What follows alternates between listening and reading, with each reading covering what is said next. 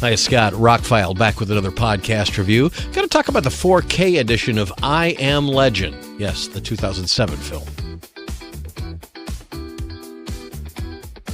To be perfectly honest with you, this movie has always been a huge disappointment to me because I'm a fan of the original book. I grew up watching Omega Man with my dad, the Charlton Heston film, which was the second film based on the book. The first one is a Vincent Price black and white movie from the 60s. This is the third movie, the Will Smith one that came out in 2007. I picked it up recently. Grove was having a 3 for $30 sale, and for under $10 I could get a copy of the film and upgrade it from the old Blu-ray I've had forever. I even have the special edition, came in the box with the film strip and everything. But watching it again this weekend reminded me why this movie has always disappointed me. Now, I think Will Smith does a great job in the film, but I don't think he was the right guy to be in it in the first place. But he did do a great job. He is probably the best thing in the film.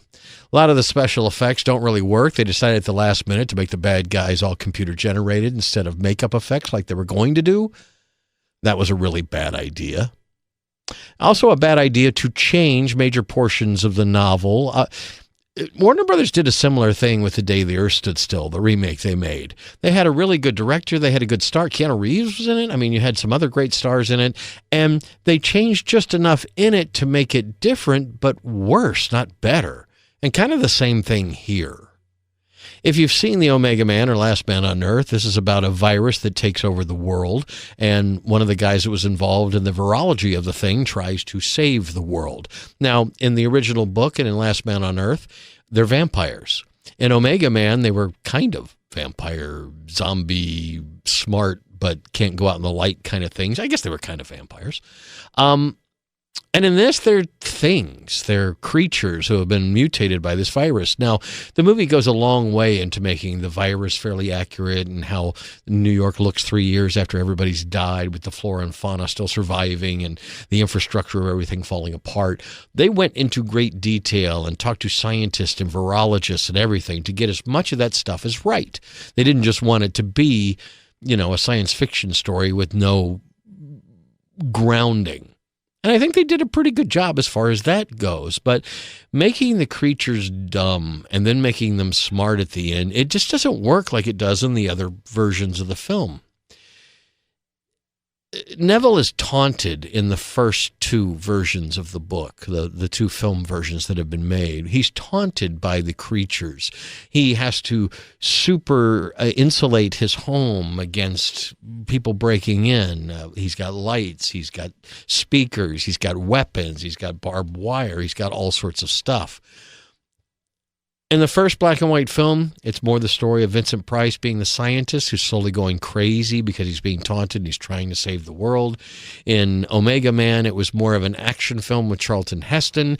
Sure, he's trying to work on a cure and he finds some other people and they work on a cure, but it was more a battle of wills between him and the leaders of the quote-unquote vampires or infected or whatever you want to call them. There's none of that in this new version of the film. They're just creatures that kill, and they eventually figure out how to trap him. And then eventually you find out that he's stolen one of the creatures' girlfriends, wives, whatever. And in the alternate version, gives her back and survives. That's, by the way, if you didn't know, we're getting a sequel. Originally, when the movie came out, the $125 million budget went on to make $500 million. It made over $500 million worldwide. So they decided they were going to do a prequel and, Will Smith would return and we'd see what happened right before the fall of New York and how that all happened. But over years, they revised that script, then wrote another script, then more people got involved and different directors and different stars. And now Will Smith is coming back. Michael B. Jordan is involved in producing it. He's going to star in it as well. And we're going to expand on the alternate version of the film, which is available on the Blu-ray, but not on the 4K, which is also kind of strange.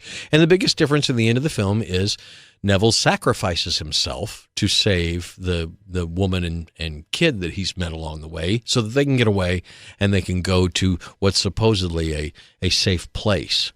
But in the alternate version, he instead gives the female subject back, the infected leave, and they go to the safe place.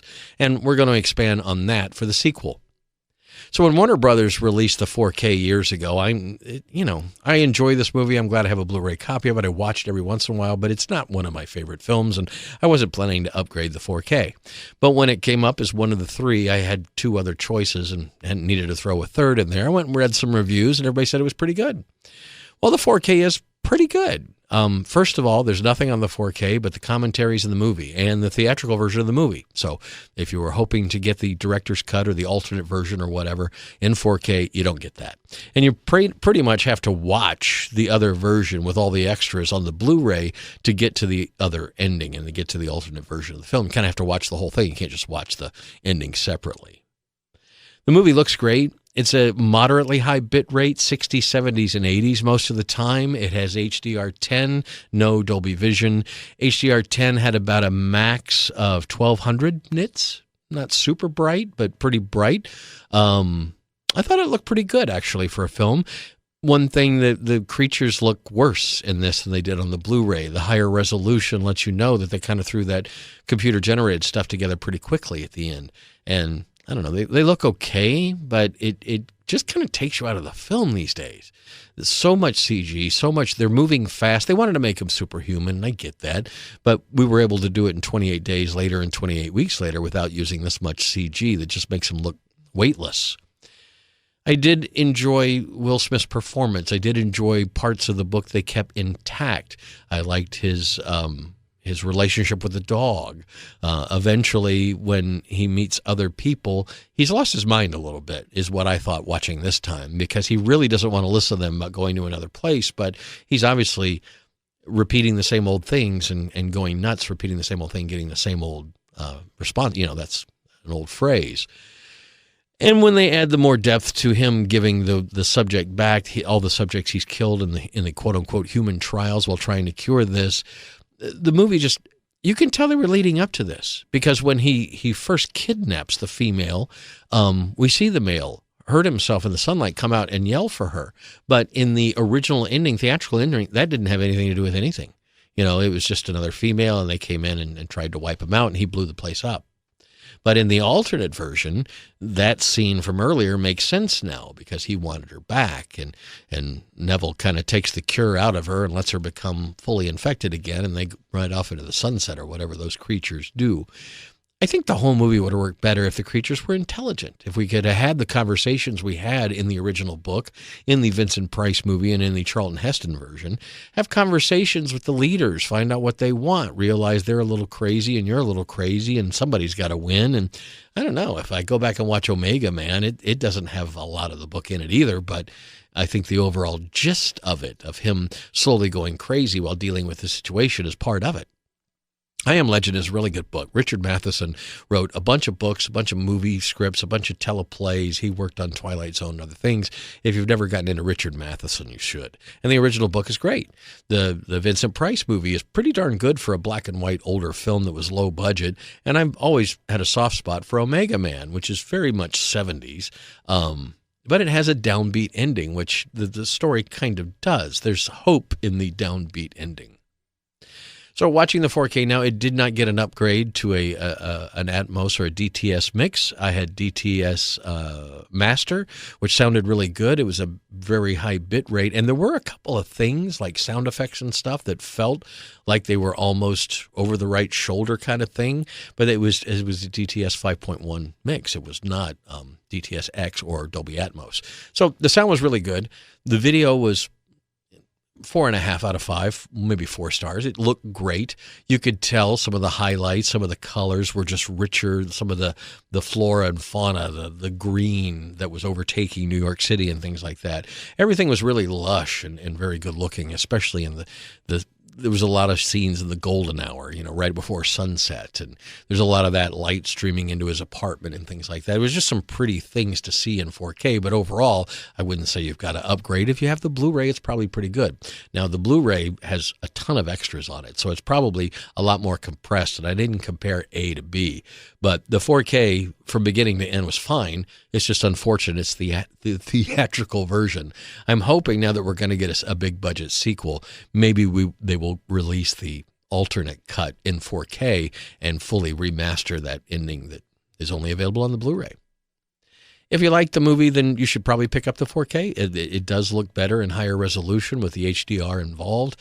But if it's not one of your favorite movies, this version is not going to change your mind. You might as well just pick up the Blu-ray. It's a lot cheaper. Well, I don't know how much cheaper the Blu-ray is than $10 for the 4K, but there you go.